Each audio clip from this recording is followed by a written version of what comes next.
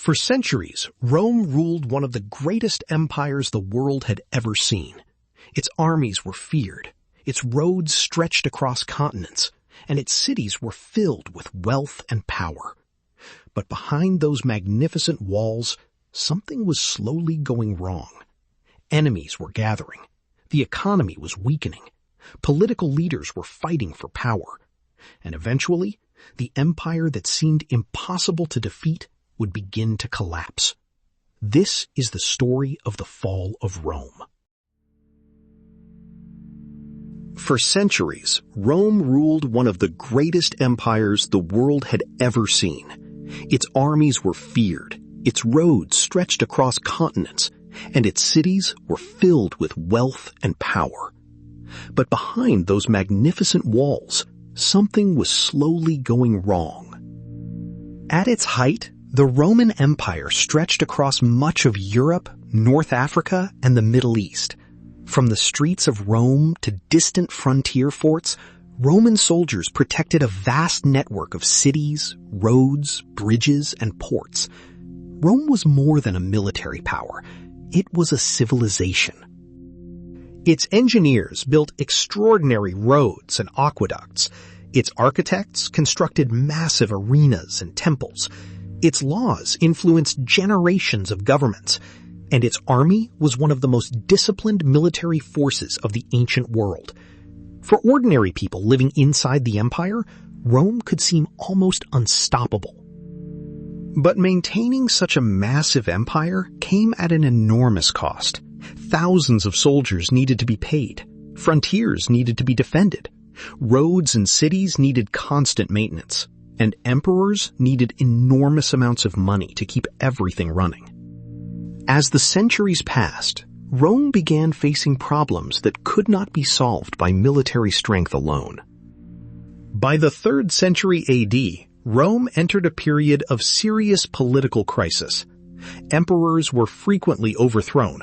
Armies sometimes chose their own leaders. Different regions began supporting different claimants to the throne. This constant struggle weakened the central government. At the same time, the economy faced growing pressure. Taxes increased, trade was disrupted, and the value of Roman currency declined. The empire also became increasingly dependent on soldiers from outside traditional Roman territories. Meanwhile, along Rome's borders, new groups were becoming more powerful. Goths, Vandals, Franks, and other peoples pressed against Roman frontiers. Some fought Rome. Others entered the empire as allies, soldiers, or migrants. Rome could still win battles, but defending such enormous borders became harder every generation. Then came a major change. In AD 395, the Roman Empire was permanently divided into eastern and western halves. The Eastern Roman Empire remained wealthy and powerful, but the Western Empire faced increasing pressure. During the 5th century, migration and warfare transformed the Western Roman world. Large groups crossed Roman borders. Some were fleeing other powerful peoples. Others were seeking land and security. The Romans often tried to incorporate these groups into the empire, but the situation became increasingly unstable. Then came one of the most shocking moments in Roman history. In AD 410, the Visigoths, led by Alaric, entered and sacked Rome. For centuries, Rome had been the symbol of imperial power. Now, the city itself had been breached. It was a psychological disaster. But Rome survived, for a time. Then, decades later, another powerful group arrived.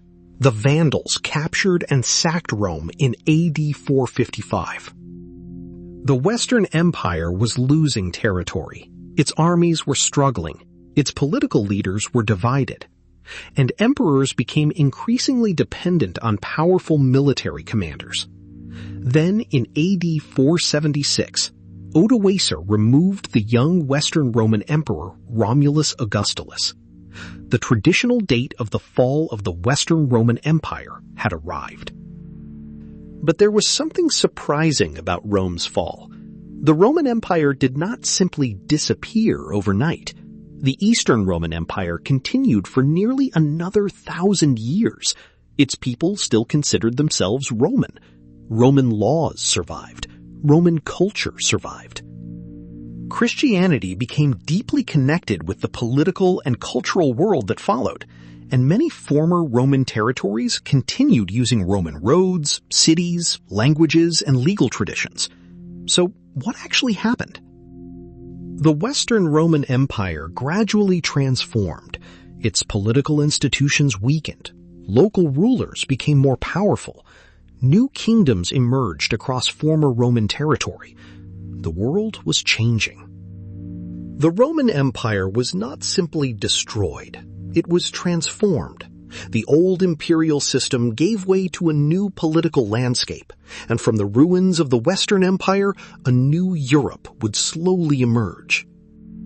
Today, more than 15 centuries after the traditional fall of the Western Roman Empire, the influence of Rome is still everywhere. Roman roads helped shape later transportation networks. Roman law influenced modern legal systems. Latin became the ancestor of languages such as Spanish, French, Italian, Portuguese, and Romanian. Roman architecture continues to inspire buildings around the world. And the story of Rome teaches us something important. Great civilizations rarely disappear because of one single problem. Rome faced political conflict, economic pressure, military challenges, migration, and enormous difficulties managing a vast empire. Each problem made the others harder to solve. Eventually, the system could no longer hold together as it once had. But Rome's story did not truly end in AD 476. Its ideas survived, its culture survived, its people survived, and its legacy continued shaping the world for centuries. Perhaps that is the most fascinating thing about Rome. The empire fell, but Rome never truly disappeared. Its stones remain, its language echoes through modern nations, its laws influence governments, and its story continues to fascinate the world. This was the rise, transformation, and fall of Rome, the empire that changed history forever.